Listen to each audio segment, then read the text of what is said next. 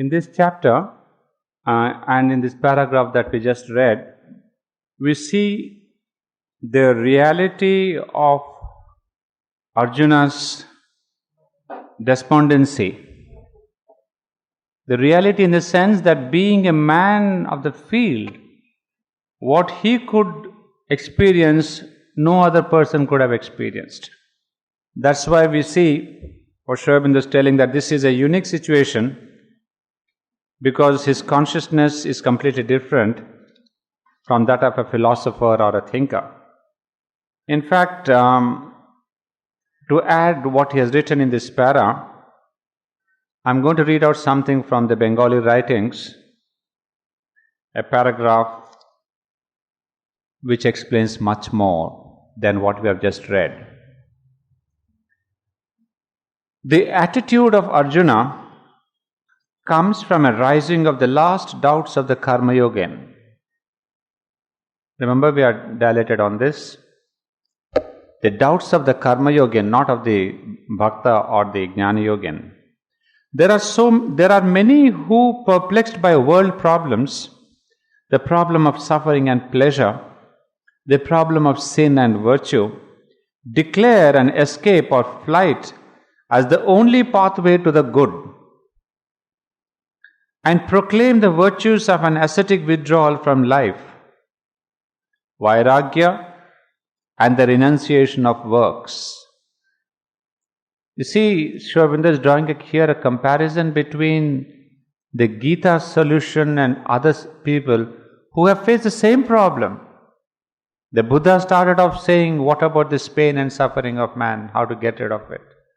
There are other illusionists who say world is a place of suffering, how to get rid of it.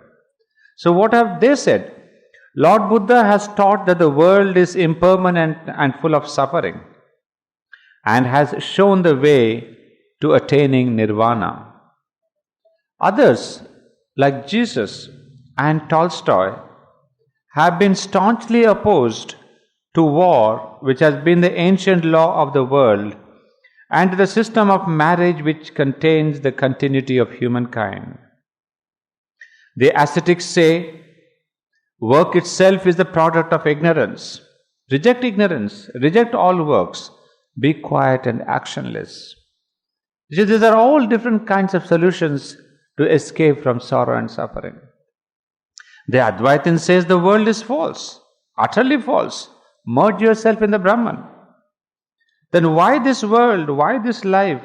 If God exists, then why does he undertake this useless, meaningless labor like that of an immature boy? Why did he start this arid joke? If the self alone exists, if the world is nothing but an illusion, why again does this self impose this ugly dream on its pure existence? The atheist says, there is neither God nor self. There is only the blind action of a blind force. But what kind of view is that? What is this force? From where is it born? And why again is it blind and insane? No one has been able to give a satisfactory answer to these questions. Neither the Christian nor the Buddhist, nor the Advaitins, the atheist or scientist. You see, it is only to tell us the immaculate relevance of the Gita to a world problem which has been countered and faced by many a people, many a great yogi and avatars in the past. The Buddha, the Christ, the great Shankaracharya, the atheists, the illusionists, and even the scientists. They've all found an escape route from this suffering. Then all are silent on these points and are at the same time eager to shirk the issue by evading the question. Only the Upanishads and the Gita, following their line, have been unwilling to shirk the issue in this way. You see, that is why Indian philosophy or Indian spirituality is so very bold, so very magnificent, so very universal. because it doesn't shirk a problem. The other yogis and religions, they shirk the problem. Some act like the ostrich. You know the ostrich problem. It hides its face in the sand and it says the world is not there. So some are doing like that, closing their eyes to the world of reality. And they say, no, this problem doesn't exist, it's an illusion. Some find that it is a big problem. And the Buddha said, get rid of it. Get into nirvana and forget this world. So there are all kinds of situations, but the Upanishads and the Gita are the only philosophies in the world which have accepted the reality and have shown the way to face this reality and not to escape it. In fact, that is the chapter that we are doing in the class, chapter 14 of part 2, book 1. Book 2, part 1.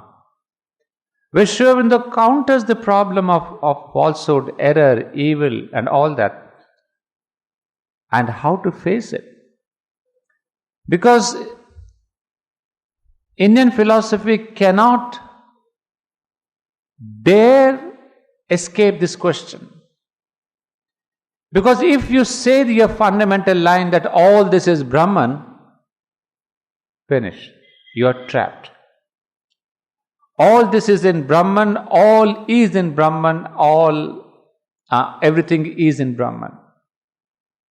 This is the triple formula.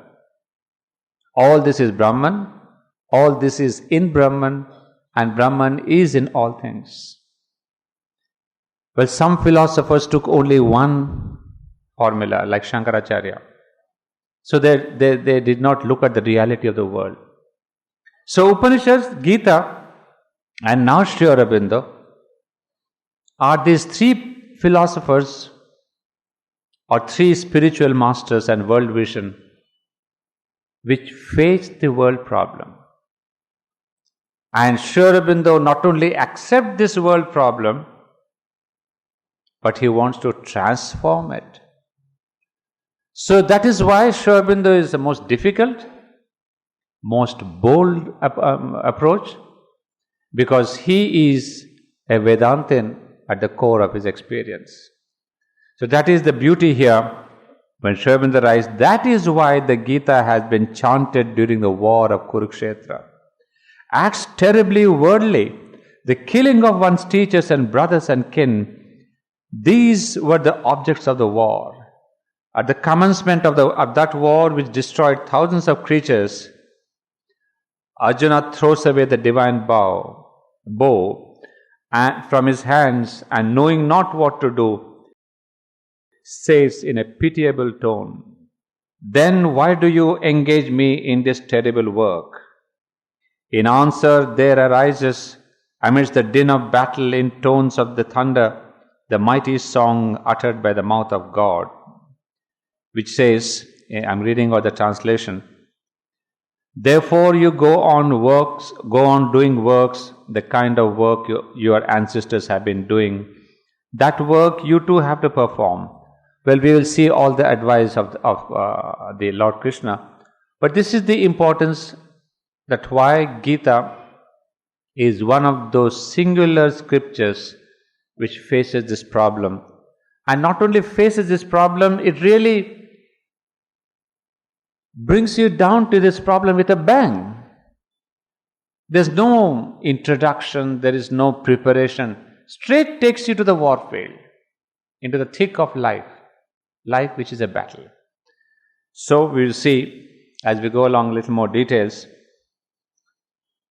Arjuna is, in the language of the Gita, a man subject to the action of the three gunas or modes of the nature force and habituated to move unquestioningly in that field, like the generality of men. He justifies his name only in being so far pure and sattvic as to be governed by high and clear principles and impulses, and habitually control his lower nature by the noblest law which he knows. So we are seeing now the general nature of man, of Arjuna. He, like all of us, is ruled by the three gunas. So like the generality of men, he justifies his name only in being so far pure and sattvic as to be governed by high and clear principles. Arjuna, which is the meaning is the pure, says he is pure to a great extent, purer than most of us, because he has habitual control of his lower nature. Because Arjuna is supposed to have really mastered his lower nature, mastered his sleep, mastered his desire and self-control and all that. So he is a great sattvic personality in that way. Being a Kshatriya, still he has a wonderful sattvic nature. He is not of a violent asuric disposition, not the slave of his passions, but has been trained to a high calm and self-control, to an unswerving performance of his duties and firm obedience to the best principles of the time and society in which he has lived, and the religion and ethics to which he has been brought up.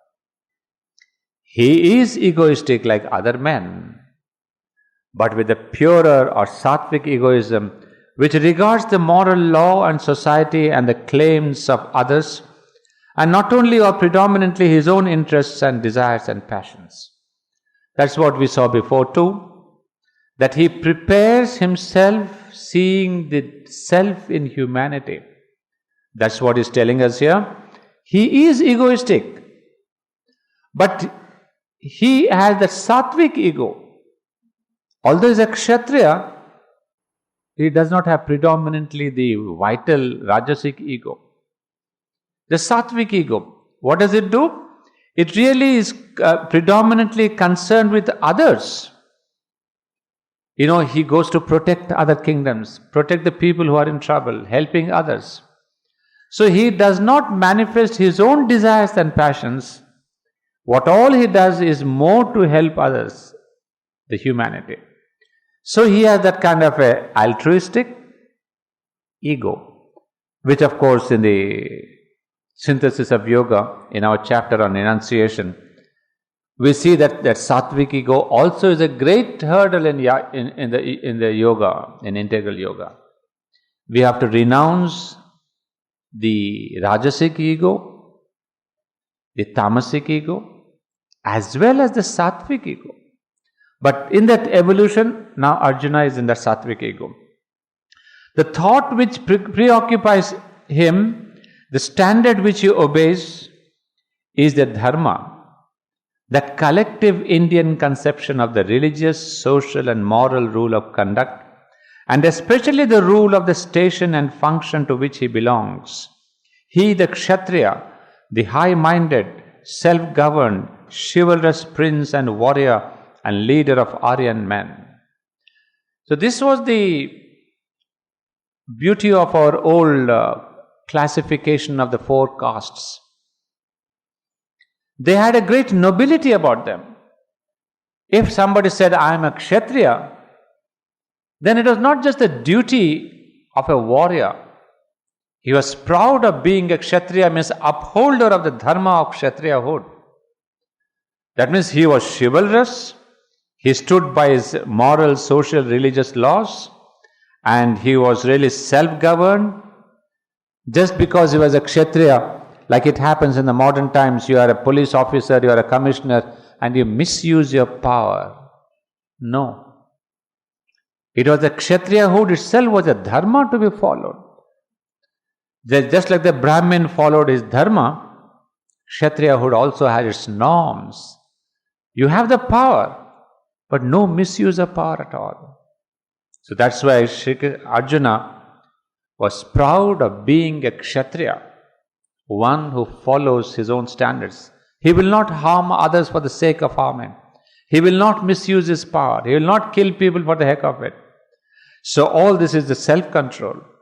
Following always this rule, conscious of virtue and right dealing, he has travelled so far and finds suddenly that it has led him to become the protagonist of a terrific and unparalleled slaughter, a monstrous civil war involving all the cultured Aryan nations, which must lead to the complete destruction of the flower of their manhood and threaten their ordered civilization with chaos and collapse. So this fight of Arjuna in Kurukshetra becomes so very universal because Kurukshetra itself had gotten that kind of a universality. It is not just the fight between two clans or two groups of Kauravas and Pandavas which we think it to be.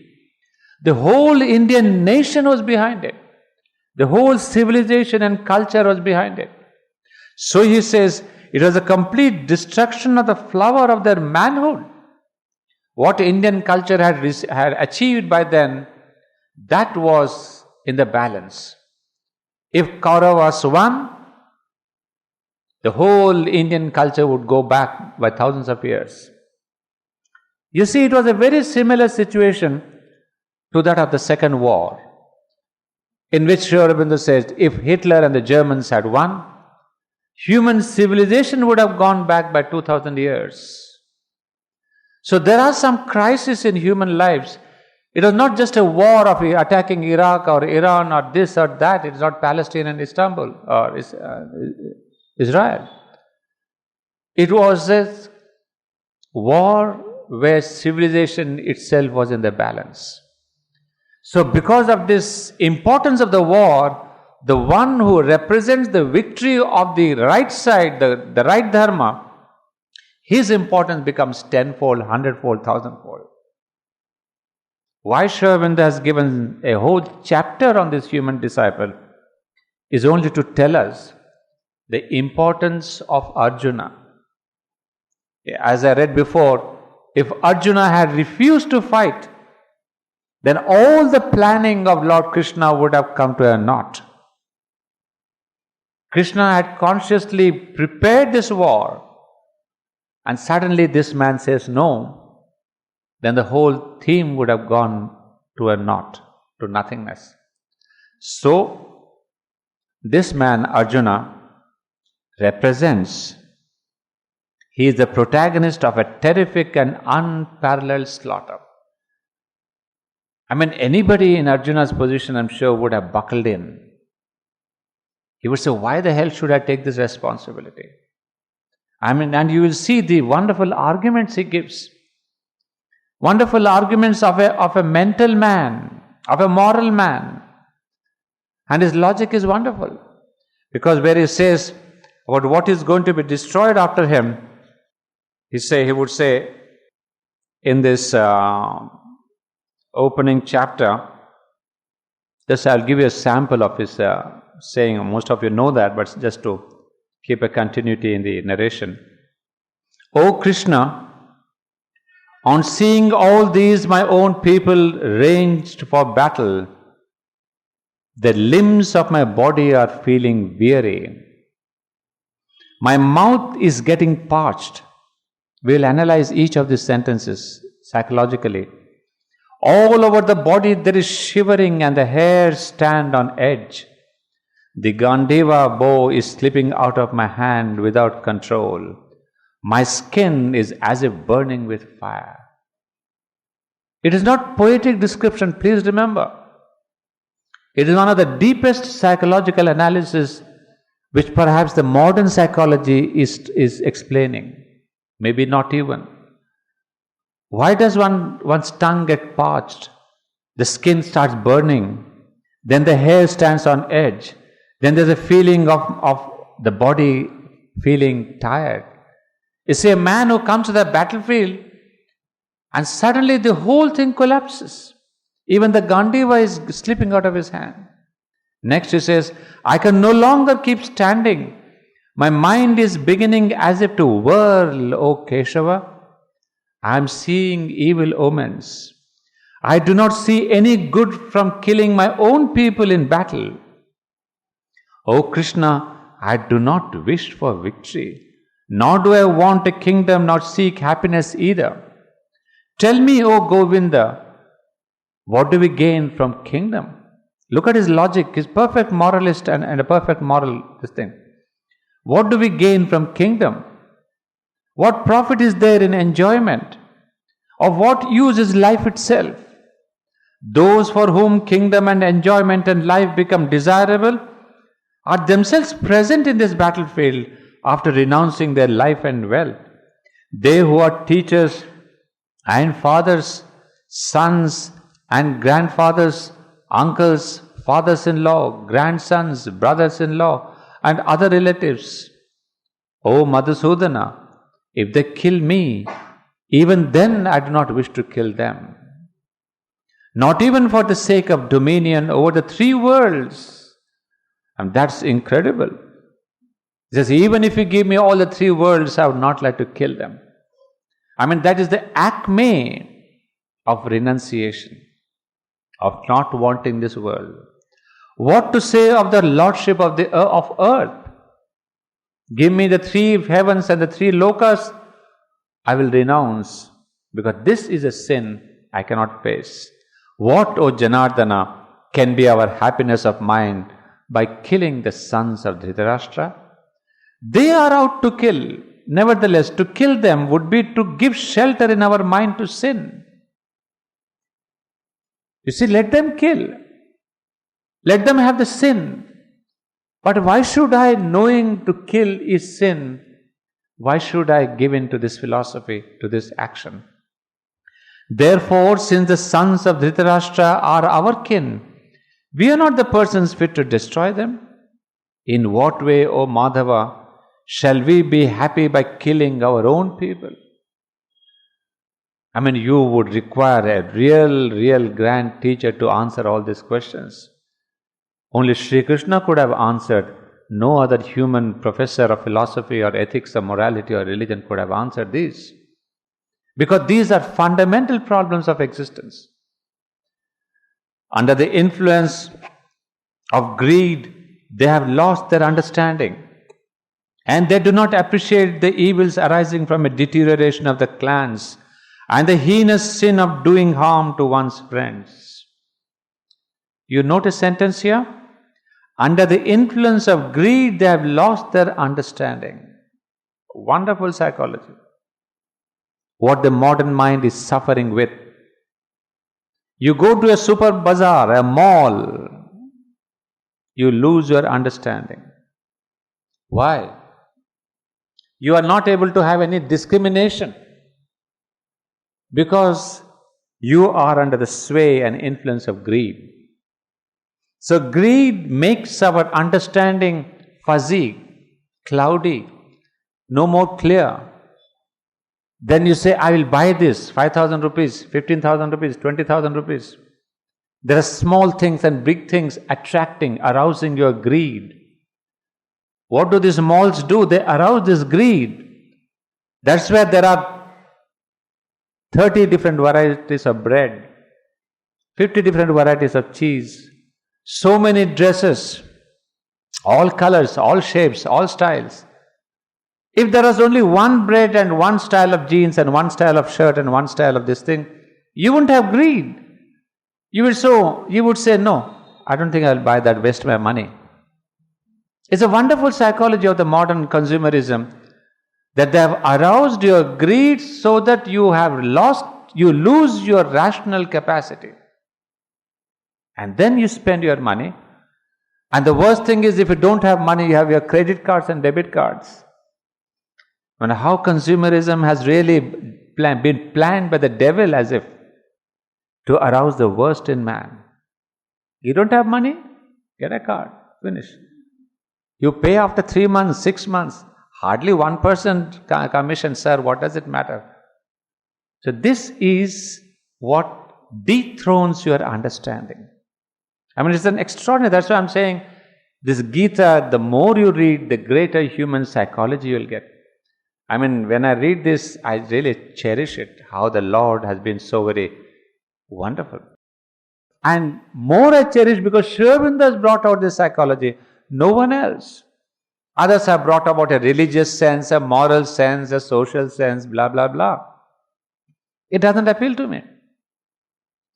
Because morality and religion don't touch me. But the deeper human psychology touches me.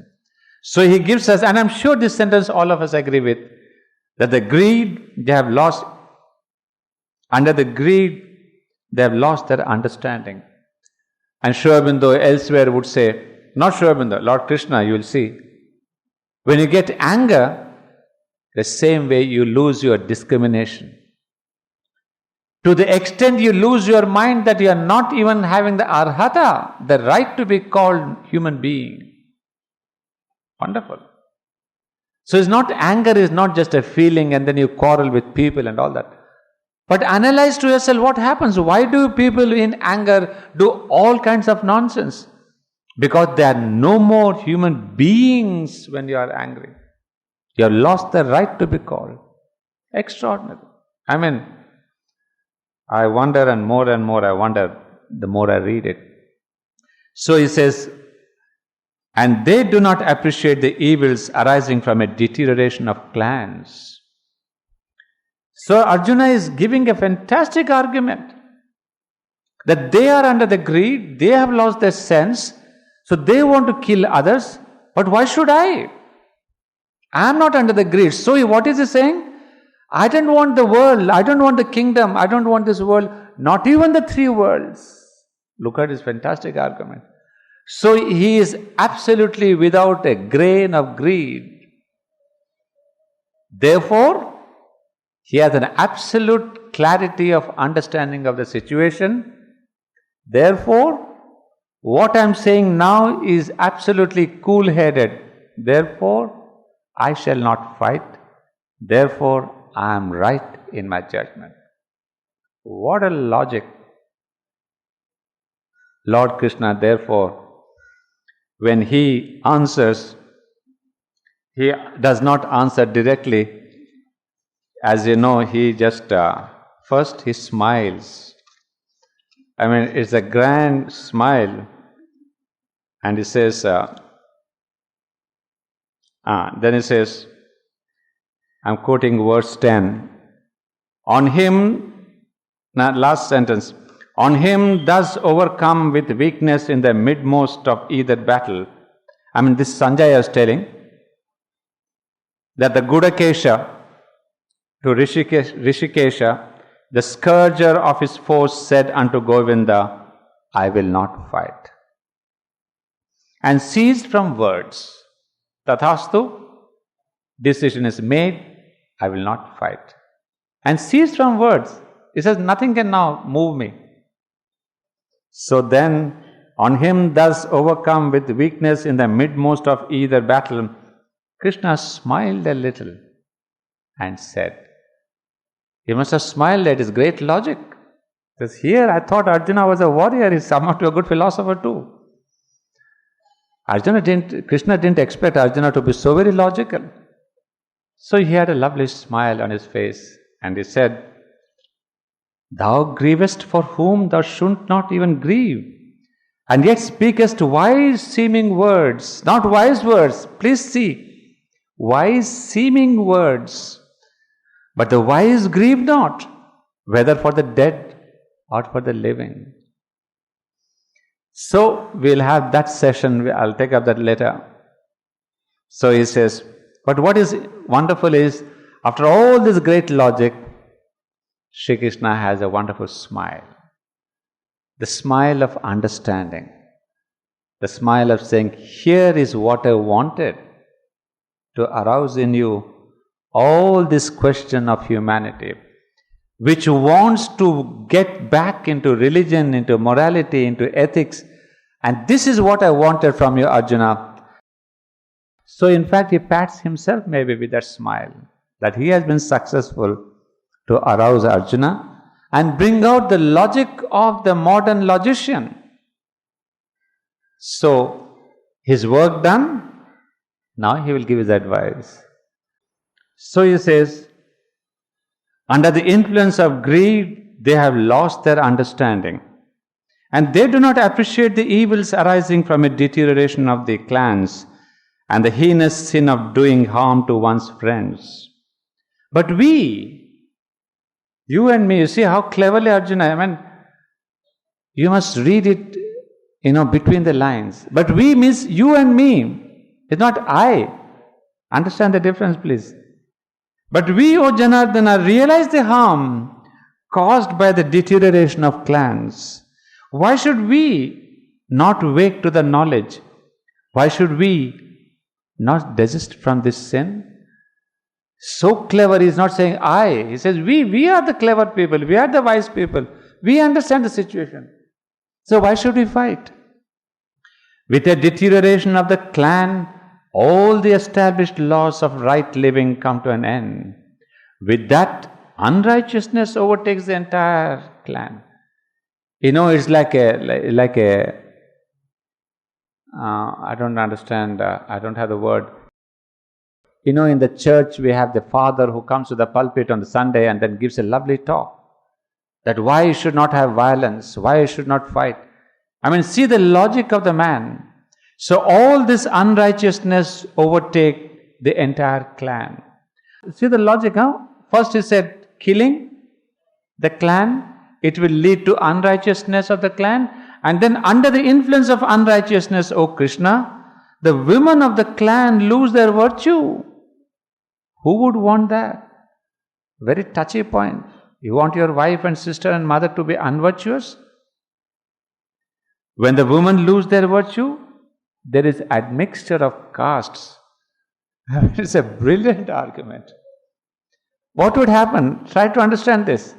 It's the Kshatriya women who have lost their men. So there would be admixture of caste, then the Kshatriya women would be forced to marry the Brahmins, would be forced to marry the Shudras, because they are left alone without their own men. And this admixture of caste, Krishna, would you like it? Arjuna is too good.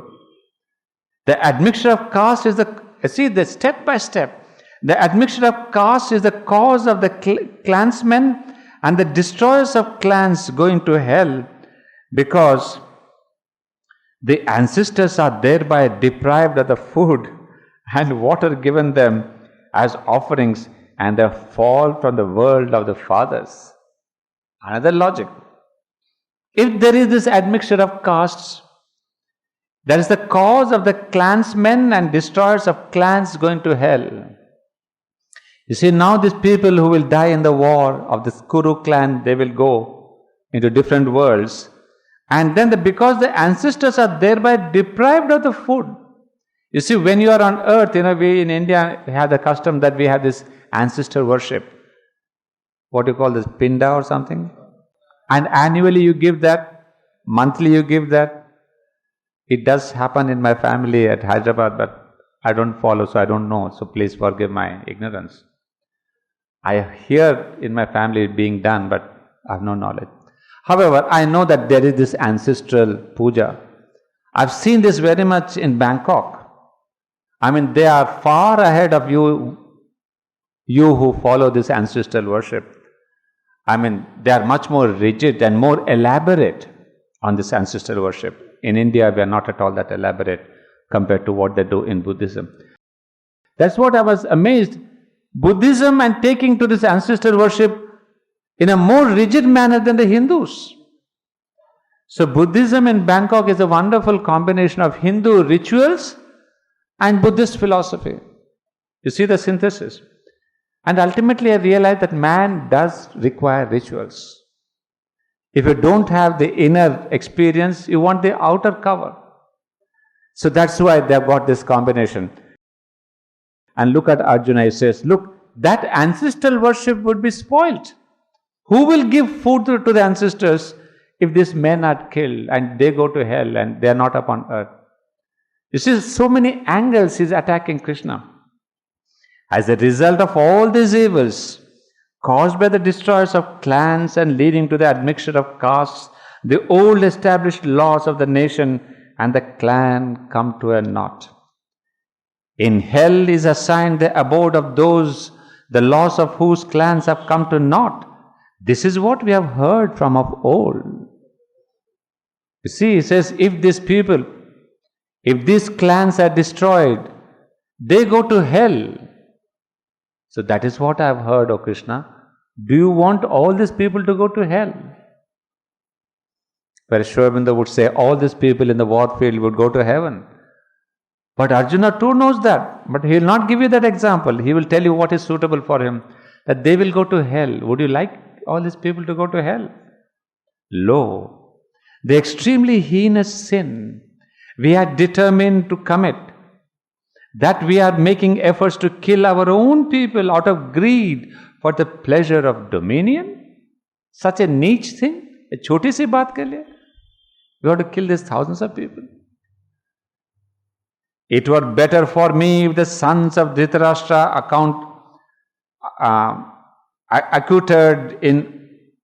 accoutred in arms should kill me when I am without arms and make no effort to resist. So ultimately he says, I would rather be killed in the hands of this Dhritarashtra and the sons of Dhritarashtra. I would not resist. So you see, he has lost the motivation to live. Dominion, power, wealth, nothing is attracting to him now.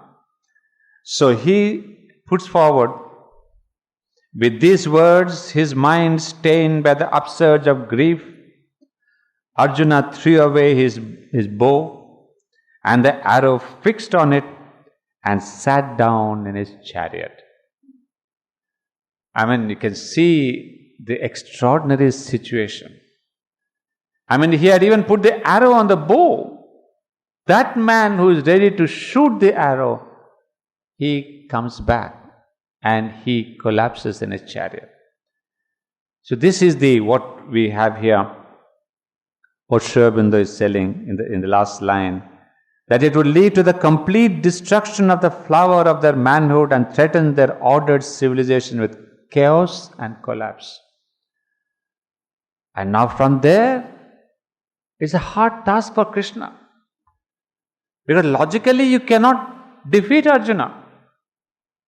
Because he has given you in an extremely logical manner what would be the consequences of the war. Of course, the present leaders don't even think like Arjuna. If only they had even thought like Arjuna, the world would have been a better place. That why this war, why this destruction, why this? We have our national ambitions, personal ambitions. And therefore he says, if you are overtaken by greed and anger, all your mental understanding, clarity of thinking, clarity of judgment, clarity of discernment is lost. So Aurobindo is telling us, this is why Arjuna's position was so very critical. It is typical again of the pragmatic man, that it is through his sensation that he awakens to the meaning of his action. He has asked his friend and charioteer to place him between the two armies, not with any profounder idea, but with the proud intention of viewing and looking in the face these myriads of the champions of unrighteousness, whom he has to meet and conquer and slay in the holiday of fight, so that the right may prevail. This is a beautiful word. And why this emphasis? The great poet has not just given you for the heck of writing. Arjuna comes in front of the army to kind of satisfy himself that I will have a fun in this fight. The holiday of fight, he says. And after this holiday of fight, I will be victorious. And I will give to my elder brother this entire kingdom. So, try to see this kind of a absolute 100% self-confident man who knew with a single battle, as a single man, he will win this fight of Kurukshetra. I mean, that was the acme of this human achievement. And what is that acme of human achievement? As a mental human being, he has reached the highest. But mind itself cannot solve this human problem. That is another lesson we see. That is another thing we see. And that is why Sri Krishna tells us, mental consciousness goes to a great extreme, but beyond that it cannot. When it comes to this cosmic human problem of suffering, mind has no answer. May it be through science, may it be through technology, may it be through religion, may it be through morality, mind comes to a cul-de-sac, the dead end. So Arjuna is again that lesson, that beyond it is only spirituality. It is only the higher consciousness which can fulfill. Just yesterday we were doing that line in Savitri. This higher consciousness, the heavens fulfill the earth and not cancel it. Remember that line. Heavens fulfill the earth and not cancel it. This is exactly the meaning. It is only when you go beyond the mind that what all the mind wanted to do will get fulfilled. So he says, it is typical again of the pragmatic man that it is through his sensations that he awakens to the meaning of his action. He has asked his friend and charioteer to place him between the two armies with this idea that there will be a holiday of fight. It is as he gazes that the revolution of the meaning of a civil and domestic war comes home to him. A war in which not only men of the same race, the same nation, the same clan, but those of the same family and household stand upon opposite sides. All whom the social man holds most dear and sacred, he must meet as enemies and slay. The worship teacher and preceptor, the old friend, comrade and companion in arms, grandsires, uncles, those who stood in the relation to him of father, of son, of grandson, connections by blood and connections by marriage. All these social ties have to be cut asunder by the sword.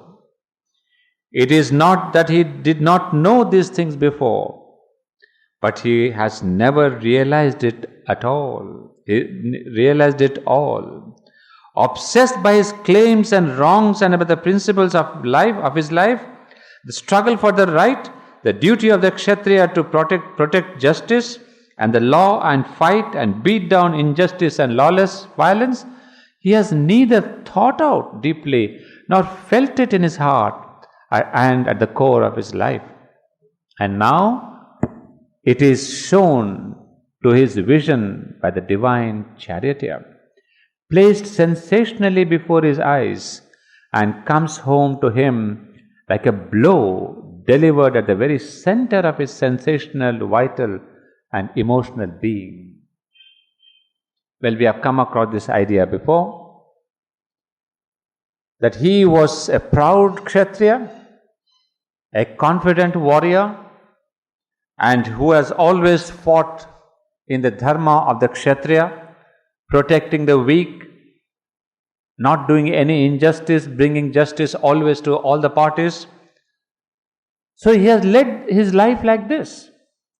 But it is only now that there is a blow delivered, and we have discussed why Sri Krishna brings now the blow.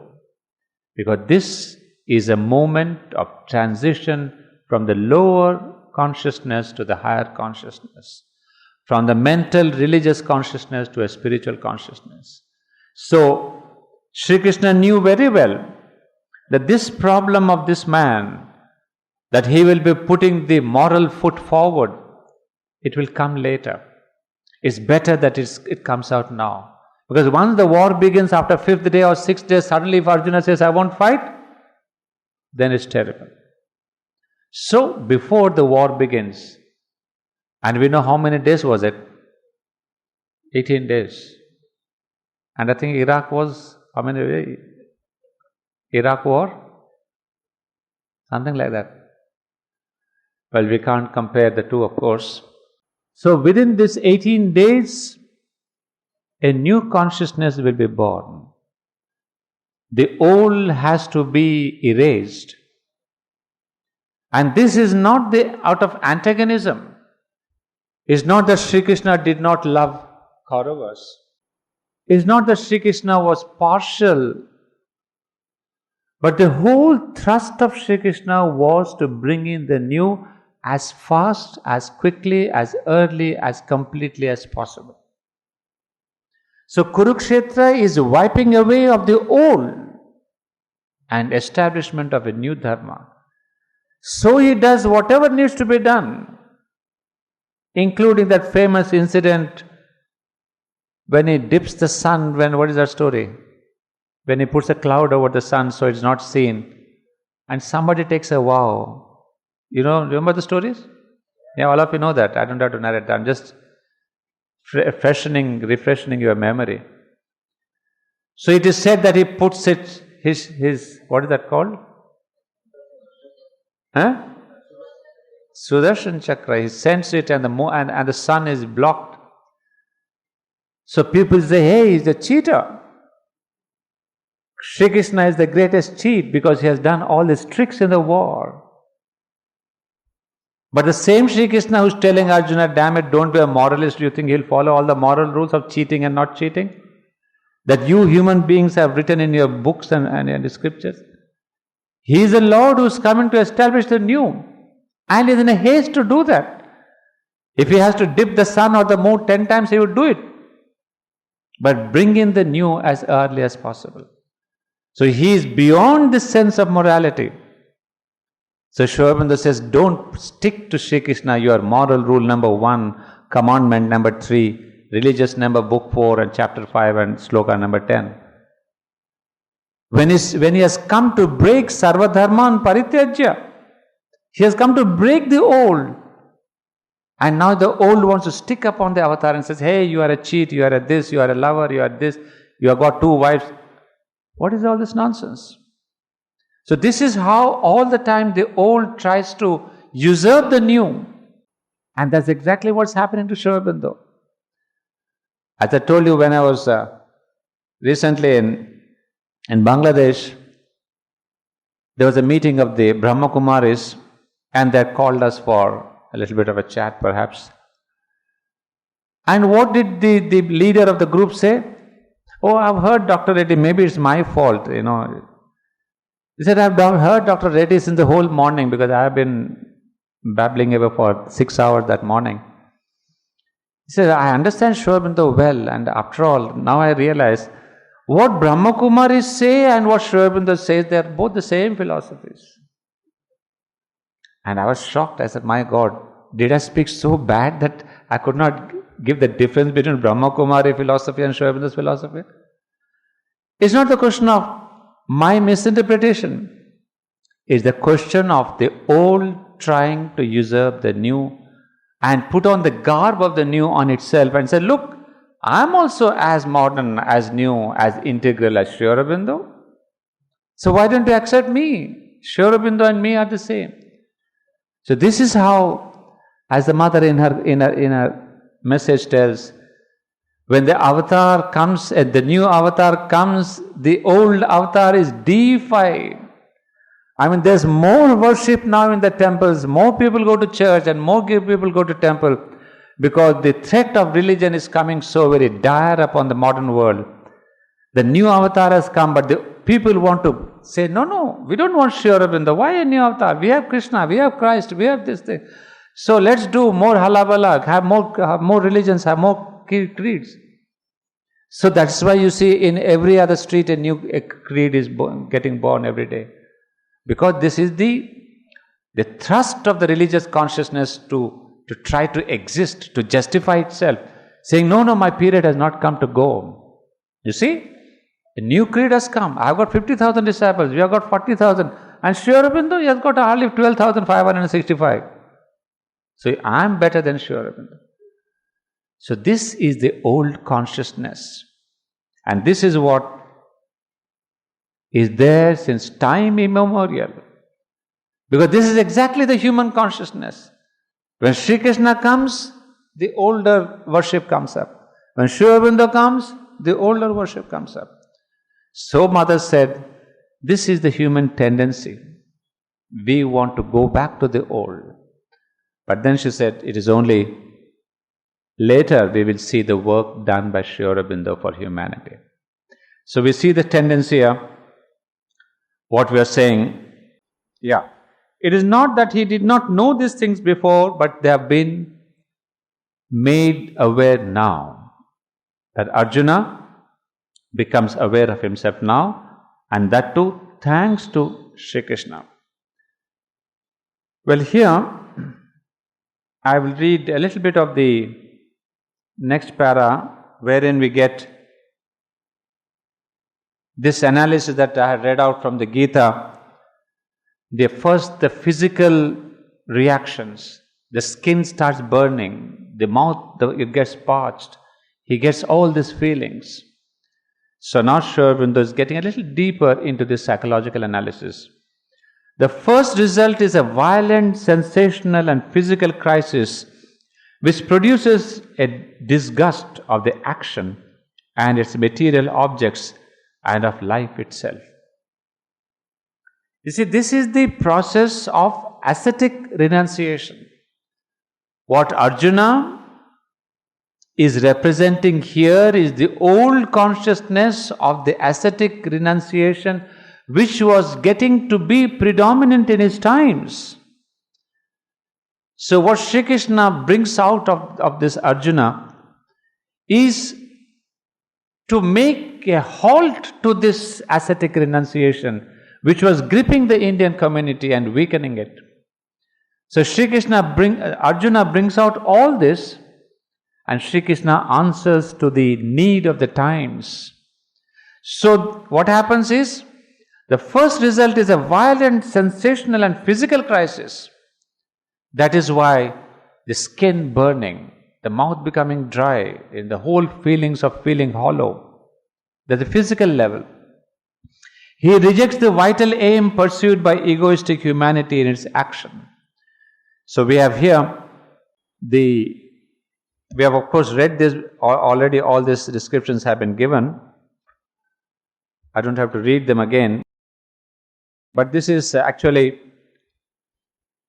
chapter 1, verses 32 to 40. And we get all the details here. We have, you see the whole thing that I read, beginning with, what is kingdom to us, O Govinda, what enjoyment, what even life, etc. The whole question of the rejection of the vital aim pursued by egoistic humanity in its action. Because we want enjoyment, we want kingdom, we want pleasures, we want all this battle and riches.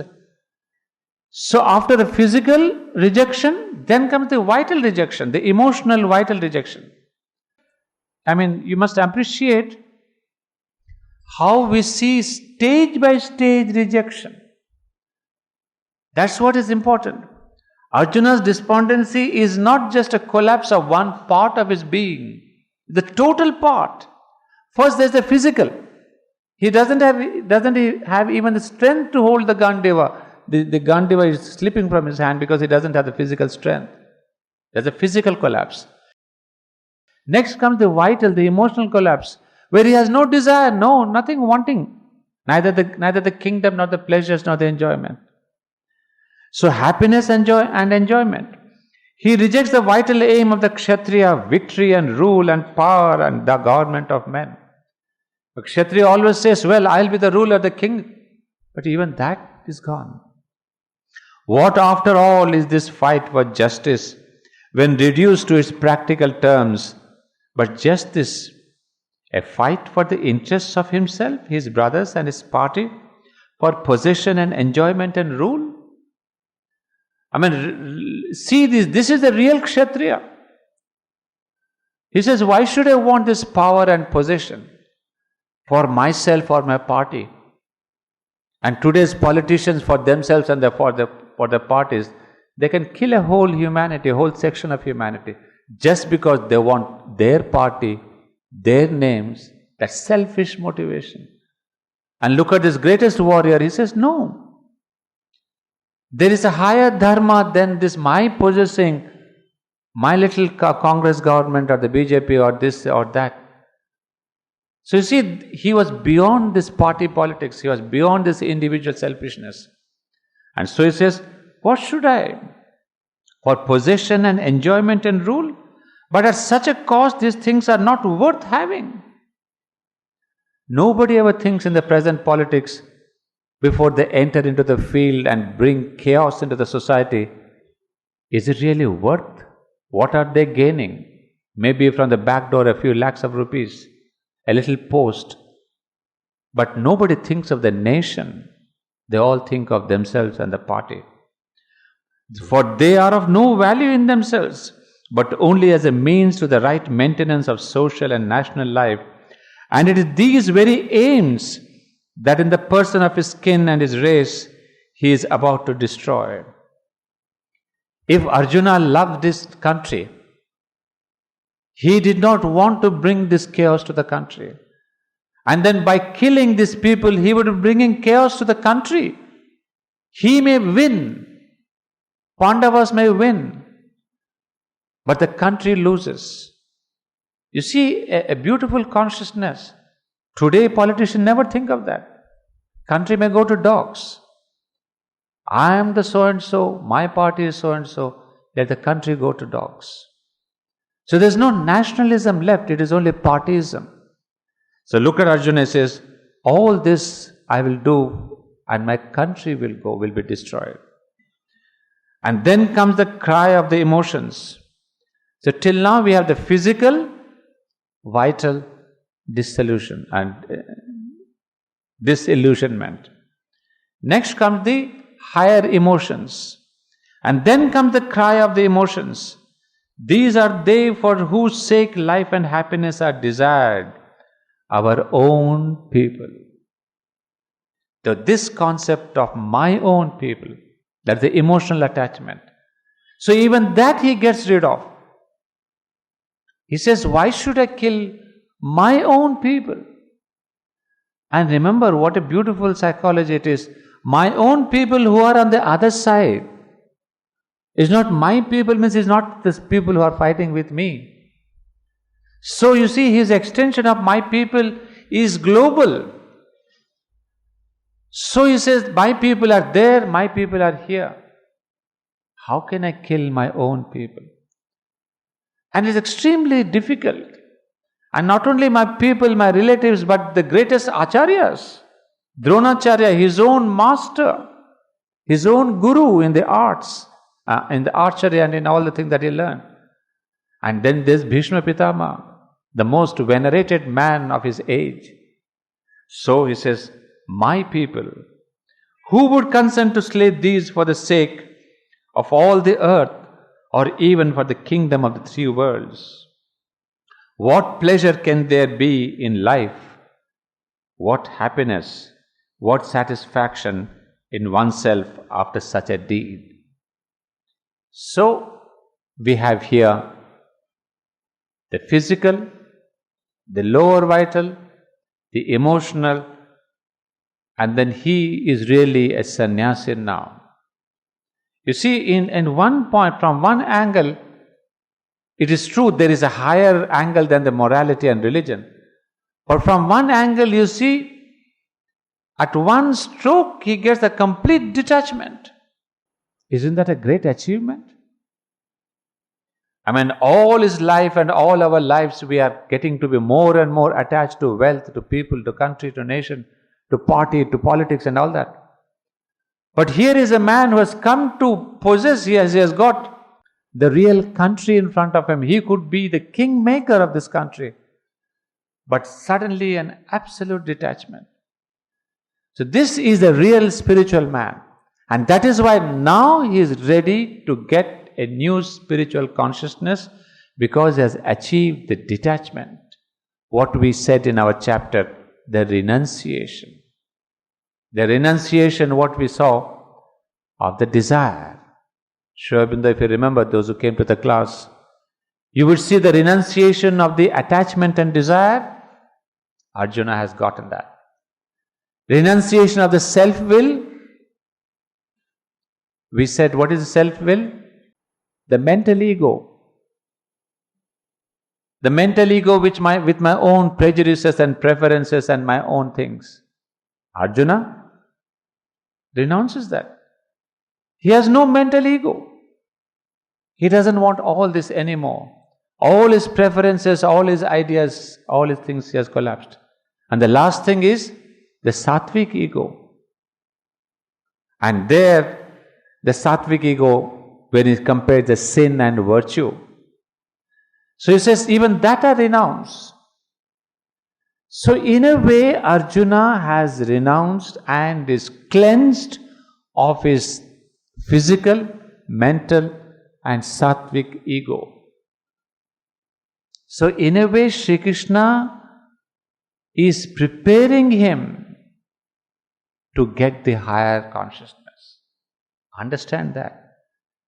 And that's why this deep psychology goes so much beyond, and it tells us that we can be spiritual only when we are becoming non-egoistic, when we are renouncing our ego. And Arjuna is given that boon. At one moment, all his attachments are disconnected. That's a wonderful grace of the Lord, that he has been detached from all the three levels of ego.